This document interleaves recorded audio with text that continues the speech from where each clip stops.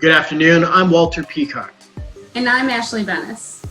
We're part of the Texas Sea Grants planning team, and we would like to remind you that hurricane season is fast approaching. So Ashley, when is the hurricane season?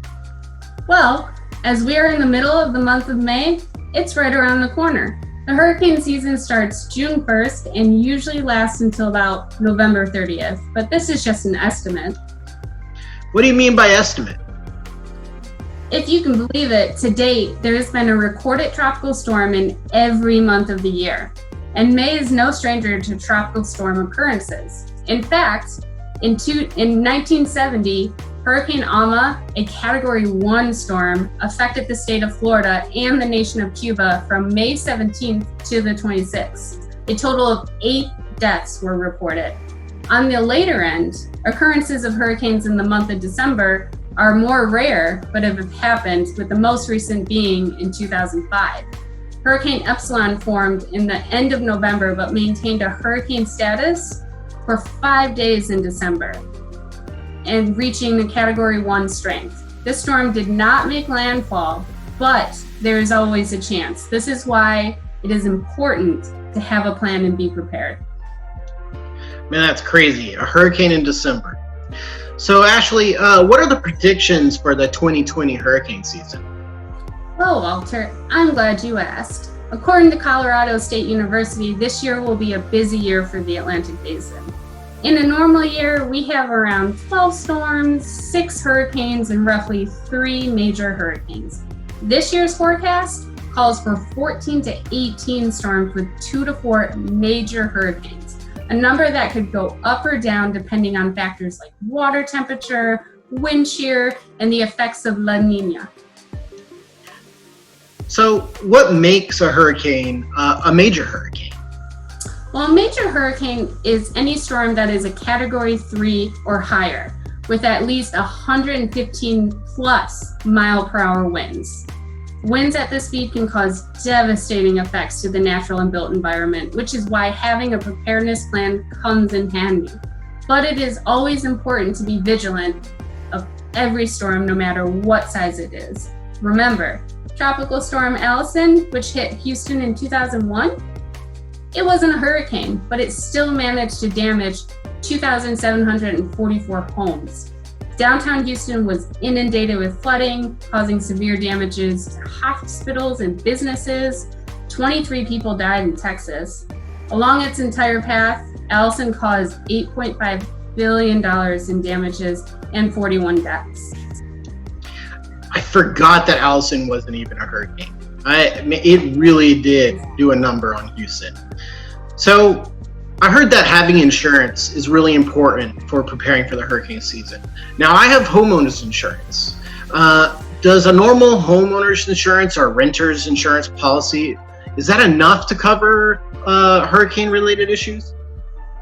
Well, having a homeowners or renter's insurance policy is a great start. But if it does not include flood insurance or wind insurance in certain areas, your insurance company will most likely not cover any damages to your place due to a tropical storm.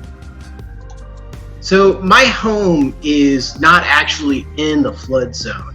Do I really need to get flood insurance? The answer to that is definitely yes. Or you should think about it. In fact, in the aftermath of Hurricane Harvey, which hit in 2017, it was found that almost 75% of residential structures flooded by Harvey were outside of the 100-year floodplain, which is insane.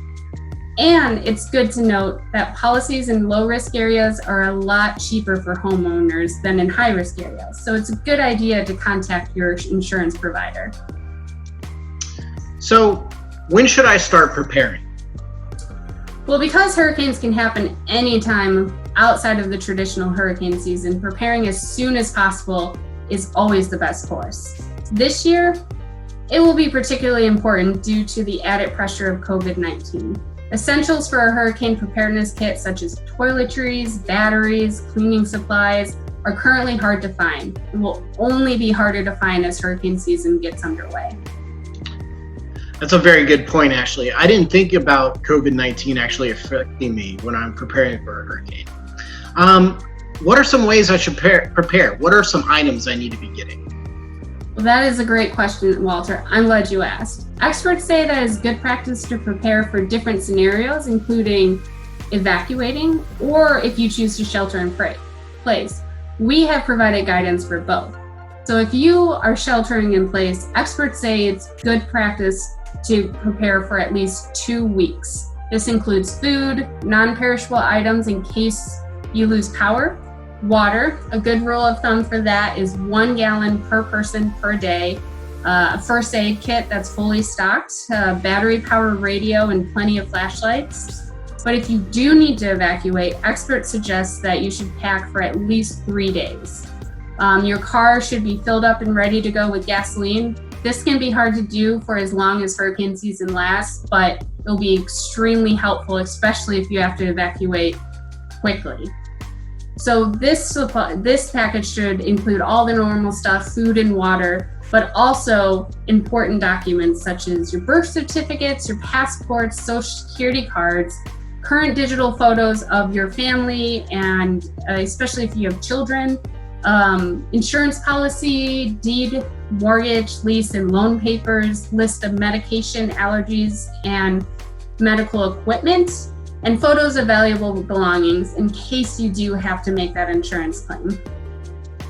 On top of having an emergency preparedness kit for hurricanes, you should also be thinking about COVID-19 and have stuff in your kit for that.